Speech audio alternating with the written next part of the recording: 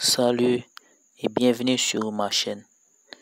Et aujourd'hui, on va se régaler avec une nouvelle vidéo centrée sur comment équilibrer une équation chimique.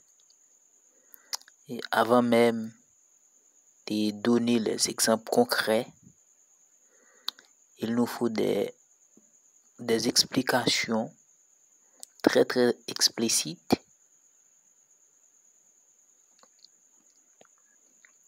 pour mieux comprendre cette notion. Mais commençons-nous par le commencement, qui est la définition d'une réaction chimique. Une réaction chimique se définit comme étant un processus par lequel des substances initiales appelées réactifs se transforment en de nouvelles substances appelées produits. Ça explique nous que réaction chimique là, c'est une transformation. Une transformation des réactifs là pour aller vers produit. Réactifs là capable de composer des éléments ou des molécules ou encore composés. Sans perdre rien, réactif là pour le transformer en produit. Si nous appuyons sur le principe de conservation d'Antoine Laurent Lavoisier, qui dit rien ne se crée, rien ne se perd, tout se transforme. C'est-à-dire que même quantité éléments nous joignent dans réactif là, c'est les mêmes nous devons joindre dans produit. Parce que pas doit gagner un bon qui est plus chargé que l'autre. En nous prenons un exemple concret, la combustion complète du méthane. La combustion complète du méthane,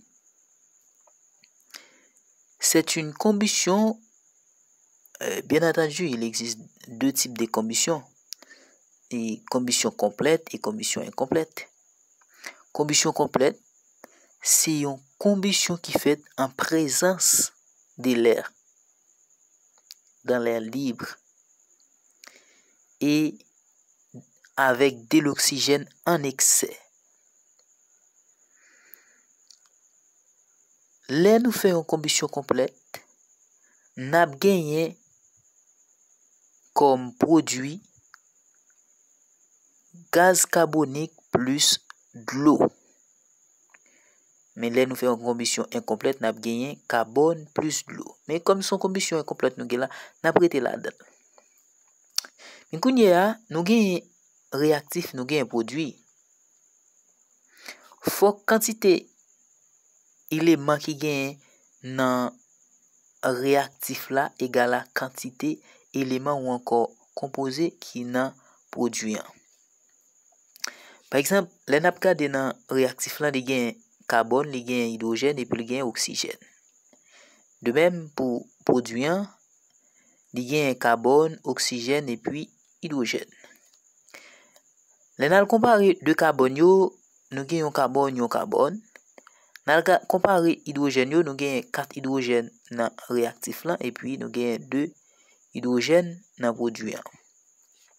Pour oxygène yo, nous gagnons 2 oxygènes dans réactif là, nous gagnons 3 oxygènes dans produit.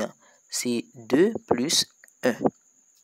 Maintenant, il faut que nous gagnons même quantité de carbone, même quantité d'hydrogène et même quantité d'oxygène. Comme gain carbone déjà ok, on va l'équilibrer d'abord hydrogène. Comme ici, moi gain 4 hydrogènes et moi gain 2 dans le produit, je passe là par 2. Ok. Là, je fais 2 par 2, je viens gagner 4 hydrogènes. Maintenant, 4 hydrogènes, c'est-à-dire que je viens gagner là 4 hydrogènes.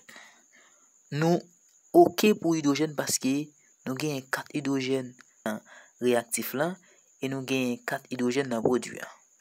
Il reste nous seulement oxygène. Et nous regardons dans le produit, il y a plus oxygène que réactif là. Ouais, c'est 2 ça qui pour oxygène ça, nous gagnons 2 oxygènes là et puis nous gagnons 2 oxygènes là, fait 4. Indice ça, indice 2 ça, mais multiplié par oxygène. Et puis, coefficient de ça, c'est quantité oxygène à quantité hydrogène. C'est 2 oxygènes ça, plus 2 oxygènes que nous avons là, fait 4. Comme nous avons 2 oxygènes dans le réactif là, on a passé de 20 par 2. Nous avons un coefficient stoichiométrique 2. 2 par 2, nous avons gagner 4 oxygènes. C'est-à-dire là, nous avons gagner 4 et puis 4 oxygènes. Ni dans le produit, ni dans le réactif, on a les mêmes nombres d'éléments. Prenons un autre exemple.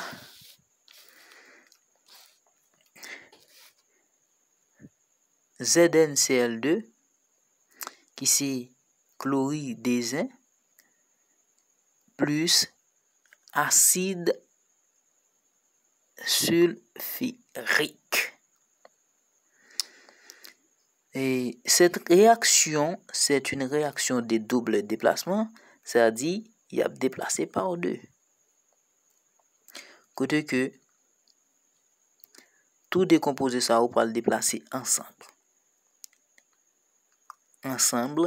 Et il y a fait combinaison yo ensemble. Nous gagnons Zn qui peut réagir ensemble avec SO4 et nous gagnons Cl2 qui peut réagir ensemble avec hydrogène. Nous gagnons Zn qui peut réagir ensemble avec SO4 qui peut aller ZnSO4 et nous gagnons Cl2 qui peut réagir ensemble avec hydrogène qui peut aller acide chlorhydrique. Mais avant tout, il nous faut une courte explication sur cette transformation.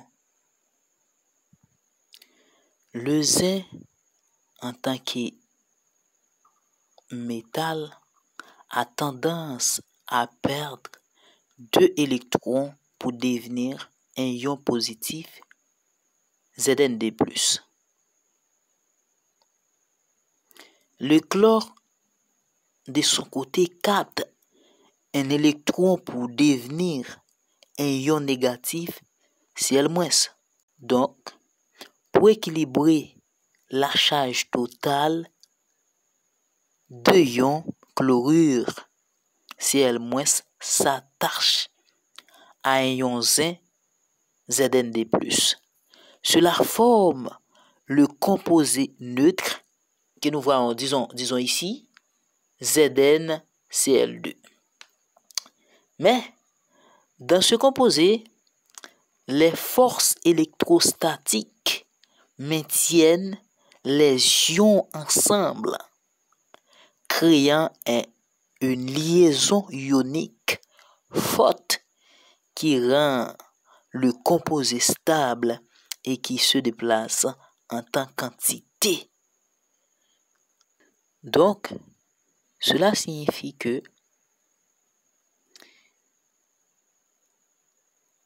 SO4, considéré comme c'est un radical, bien entendu, c'est un radical, mais très souvent, radical yo considéré comme un non-métal.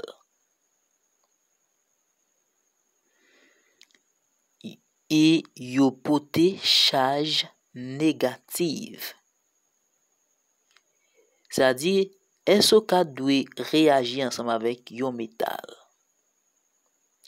Et c'est elle lui-même qui va réagir ensemble avec l'hydrogène qui c'est un métal.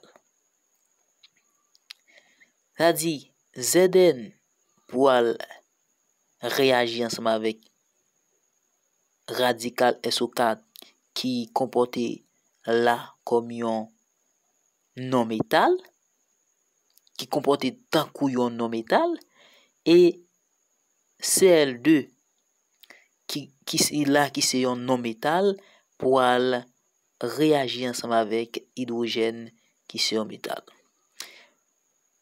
Zn agit avec SO4, tous les deux valence 2, c'est-à-dire ça marche. Hydrogène réagit avec Cl2, HCl, tous les deux valence 1. Encore ça marche. C'est-à-dire, pour l'équilibration de cette équation, on a Zn,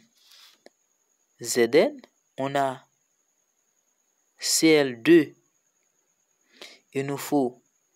on a 2Cl dans le réactif. On oblige de passer ici par 2. On a aussi 2 hydrogène, 2Cl.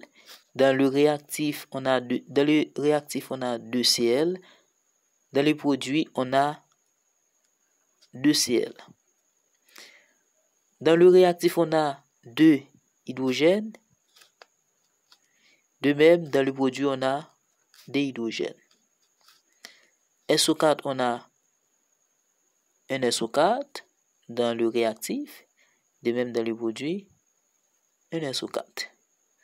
Cela est clair pour tout le monde. J'espère faire d'autres vidéos sur comment équilibrer une équation chimique, mais échauffer avec ça.